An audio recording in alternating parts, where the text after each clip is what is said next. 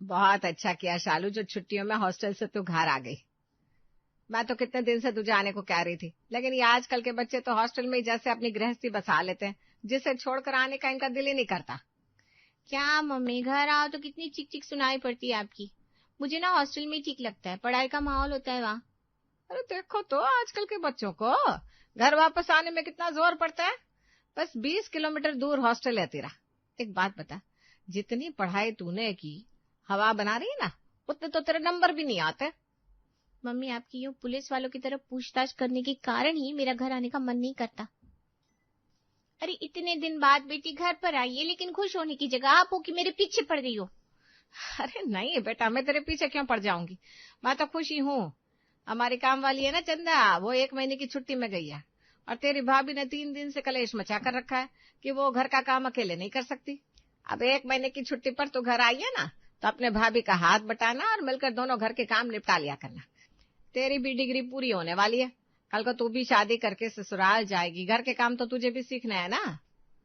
क्या कहा मम्मी आपने? आपकी काम वाली भाग गई है, इसलिए हाथ धोकर मेरे पीछे पड़ी थी कि मैं हॉस्टल से छुट्टी लेकर घर आ जाऊं। हद तो हो गई। आपने क्या मुझे काम वाली बाई समझ के रखा है, जो मैं यहाँ पर आकर पार्ट टाइम में झाड़ू पोछा लगाऊंगी?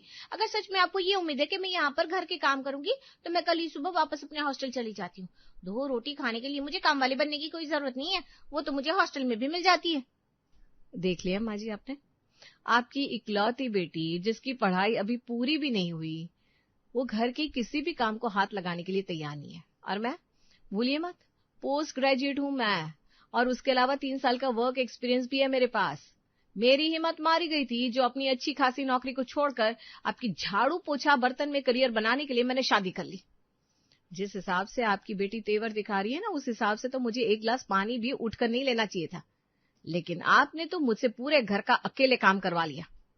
अरे बहू, मैंने कौन सा अत्याचार कर दिया तेरे ऊपर जो इतना बड़बड़ कर रही है तू? अरे तुझे भी नहीं करना घर का काम, छोड़ दे, आग लगे इस झाड़ू पोछा में। आजकल की लड़कियां तो जरा सा काम करना तो उसके लिए पूरा घर सर पर उठा लेती है।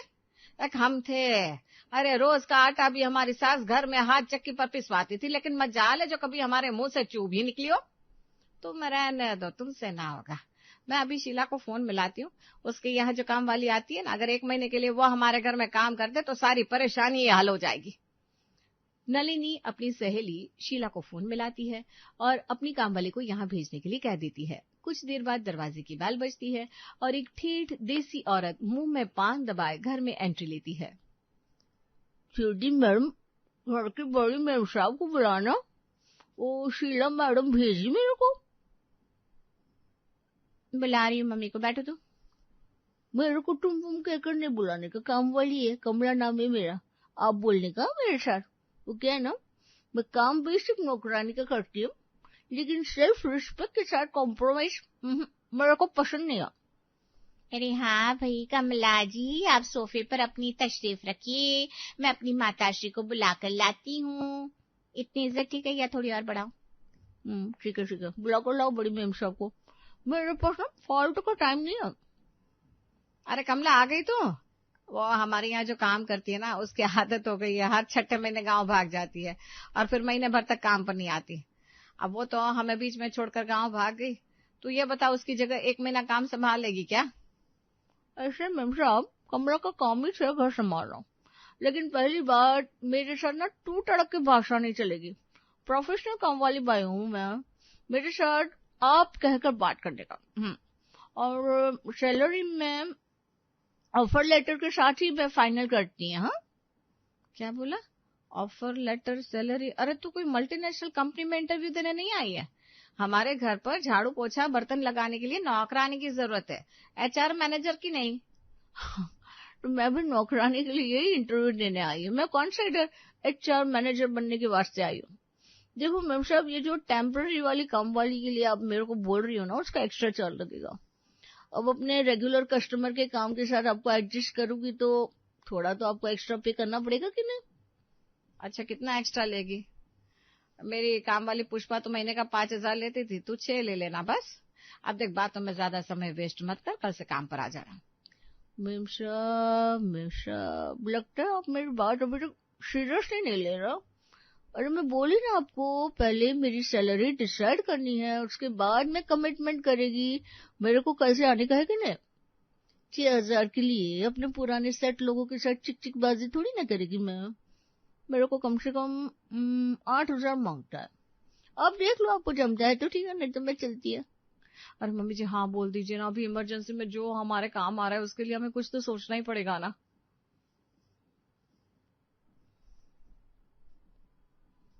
देख कमला, हमारी काम वाली लौट कर आएगी ना, उसके साथ अपनी सैलरी डिस्कस मत करना।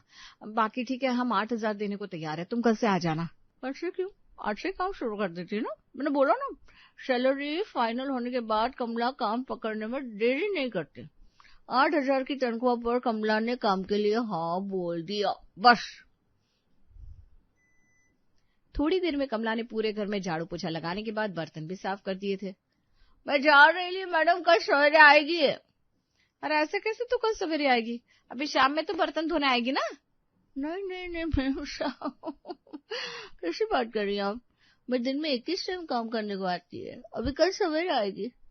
कमला बिना किसी की परवाह किए अपनी बात पूरी करने के बाद हाथ पोंछते घर से बाहर निकल गई।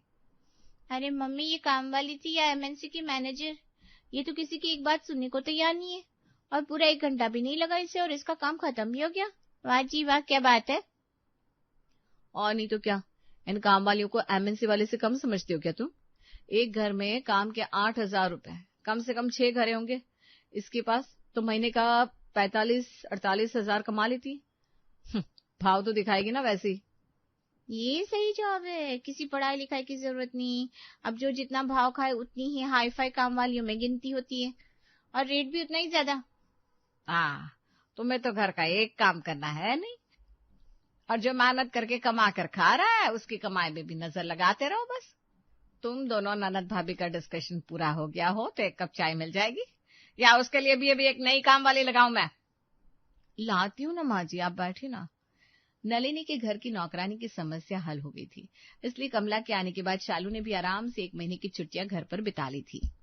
जाने से 2 दिन पहले। मम्मी, मेरी 1 महीने की छुट्टियां खत्म होने वाली हैं। मैं ये कह रही थी कि आजकल कॉलेज में ना सब बच्चे नया फोन यूज कर रहे हैं, तो मुझे भी नया फोन दिलवा दो ना। क्यों भाई, तेरे फोन में क्या परेशानी है? अभी साल भर पहले ही तेरे पापा ने नया फोन दिलाया था तुझे, 1 साल के अंदर पुराना हो गया। मम्मी, ये वाला फोन मैं आपको दूंगी ना, इसे आप इस्तेमाल कर लेना, मुझे आईफोन खरीदना है। दिलवा दीजिए ना शालू को आईफोन, इकलौती बेटी है आपकी। 1 लाख का फोन तो आप उसे दिलवा ही सकती हैं। क्या कहा? 1 लाख का फोन? अरे आग लगे ऐसे फैशन को, जो आजकल के बच्चे डिमांड भी इतनी बड़ी बड़ी करते हैं कि सुनकर माँ बाप को चक्कर आ जाए। मम्मी, आप फिर से ना बात के पीछे मत पड़ो। अरे मैं कोई दुनिया की पहली लड़की नहीं हूँ जो आईफोन खरीदने की बात कर रही हूँ। आपको पता है, कॉलेज में सबके पास आईफोन है, एक मैं ही हूँ जिसके पास ये एंड्रॉइड फोन है।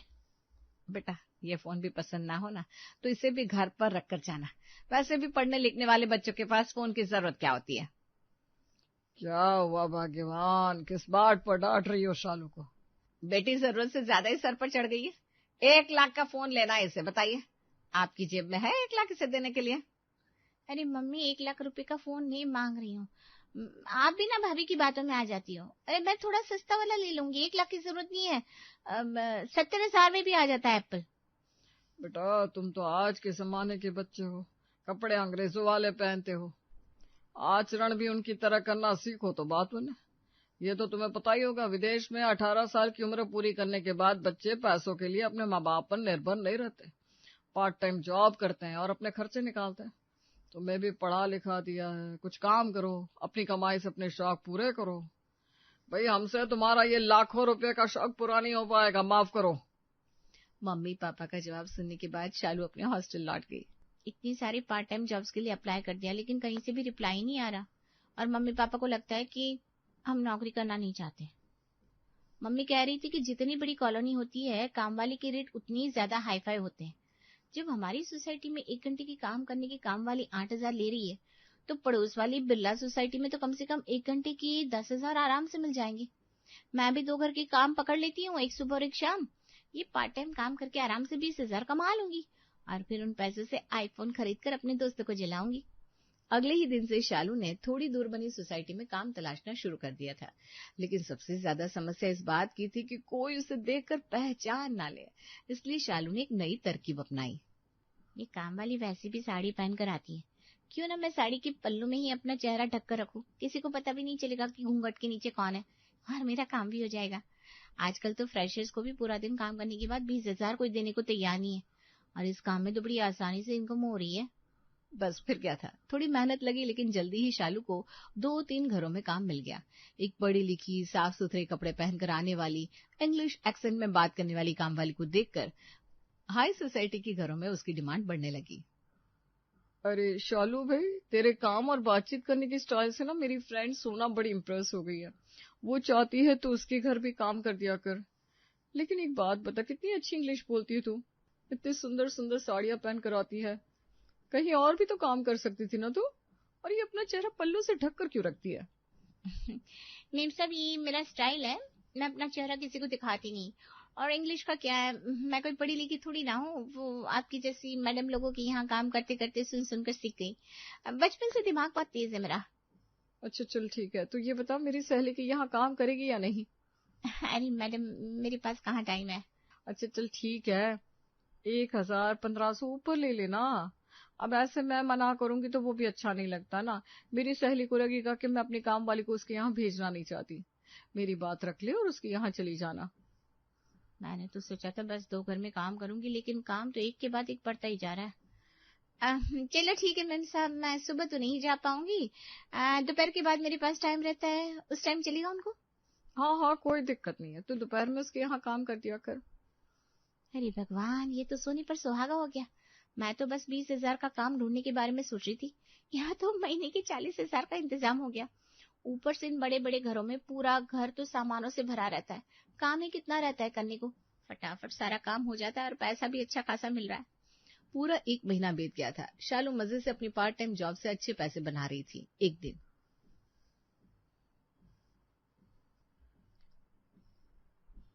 शालू, तेरा काम खत्म हो गया? हाँ जी, मैं बस निकल रही थी। अरे नहीं, निकल मत जा, आज संडे है ना, आज मेरी एक सहेली मिलने के लिए आ रही है, तू थोड़ी देर रुक जाना, उसके लिए चाय नाश्ता लगवा देना, उसके बाद चली जाना।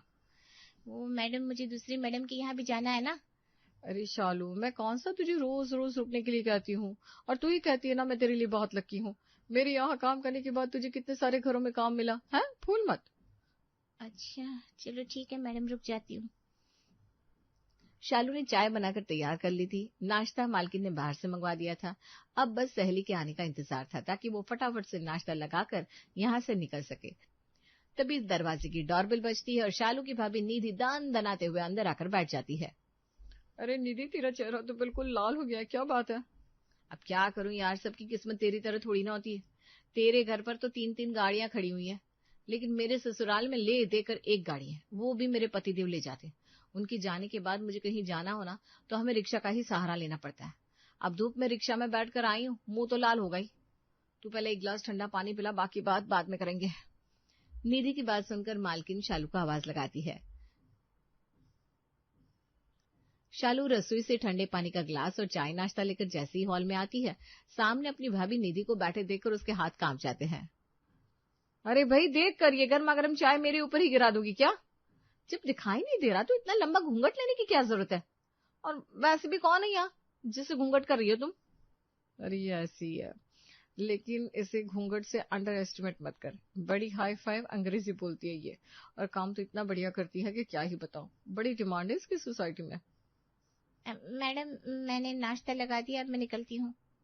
1 मिनट, क्या नाम बताया तूने इसका? शालू, शालू नाम है इसका। इसकी आवाज भी मुझे कुछ जानी पहचानी से लग रही है, कद काठी भी। क्या मैं सोच रही हूँ वो सच है? अरे मैडम, आप लोग बातें करो, मेरे को लेट हो रहा है, मैं निकलती हूँ। रुक रुक रुक, तेरी आवाज मुझे इतनी सुनी सुनी क्यों लग रही है? और ये घूंघट, अब तो मुझे डाउट हो रहा है, कुछ तो है जो तू घूंघट के नीचे छुपा रही है। अरे तू मेरा मुंह क्या देख रही है? इसको बोलना घूंघट हटाने के लिए।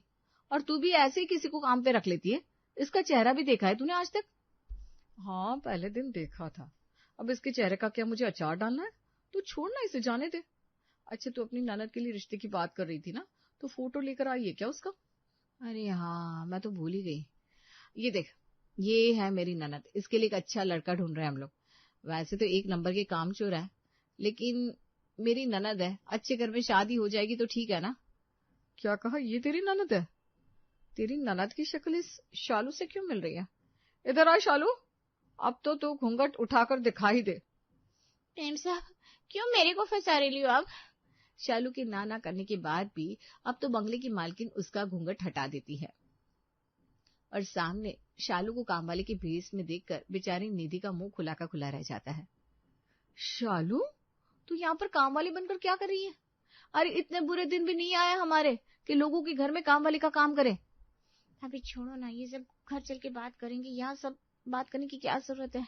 और मुझे क्या पता था इतने बड़े बंगले में आपकी सहेली रहती होगी। ऐसी कोई जगह है जहाँ पर आपकी पहुंच ना हो? मुझे कोसना बंद कर और अब तू तोते की तरह बोलना स्टार्ट कर। तू यहाँ क्या कर रही है? ये सब क्या हो रहा है, मुझे कुछ समझ में नहीं आ रहा। यही है तेरी वो ननद जिसके लिए तू लड़का ढूंढ रही थी? तू तो कह रही थी तेरी ननद ने बीकॉम किया है, ये तो नौकरानी निकली। अरे नहीं मैडम, इसमें भाभी की कोई गलती नहीं है। वो क्या है ना, कॉलेज में मैं 2 बजे तक फ्री हो जाती हूँ, उसके बाद मेरे पास काफी सारा टाइम खाली बचता था।